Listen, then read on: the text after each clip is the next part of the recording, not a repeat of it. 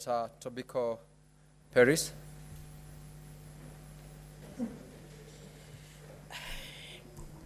Thank you, Mr. Speaker.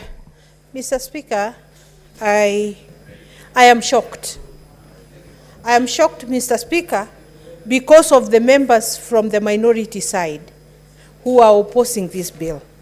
Mr. Speaker, it is on record that both Azimio and Kenya Kwanza, when we were all campaigning, each side had the housing program as part of their agenda should they take government.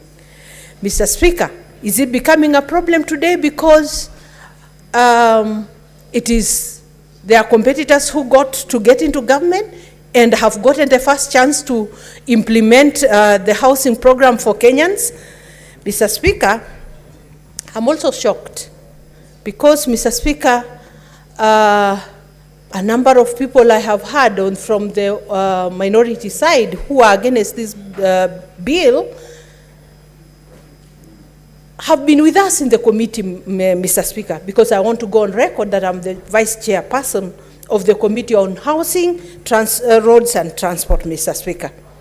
Mr. Speaker, we went through memorandums by the public, by many groups, including the Bankers Association, including the Juakali people, Mr. Speaker, Mr. Speaker, including the Matatu people, Mr. Speaker. We have listened to them, those who have appeared before the committee and those who have sent memorandums, Mr. Speaker.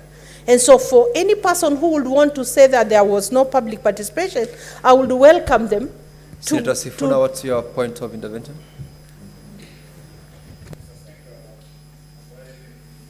Give him the mic, Mr. Clark. Proceed, Senator Sifuna. Mr. Speaker, I'm rising pursuant to Standing Order 105 on responsibility for statements of fact. There is a lie that has been repeated on this floor repeatedly that, in fact, the Kenya Kwanza manifesto and the Azimio manifesto had the very same proposals on housing.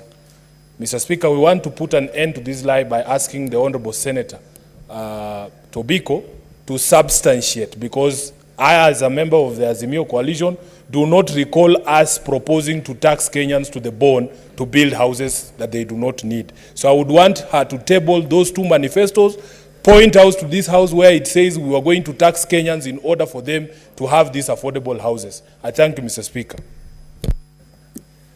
Proceed, Senator Tobiko, and where appropriate, respond to the point of order in terms of Mr. Speaker, I was very clear. I said we all had in our manifestos issues to do with housing programs. I have not talked about taxing Kenyans, but we all had plans to improve the living standards of Kenyans, which include the housing, improving their living standards, Mr. Speaker, by giving them livable environments, Mr. Speaker, housing being part of that, Mr. Speaker. Mr. Speaker,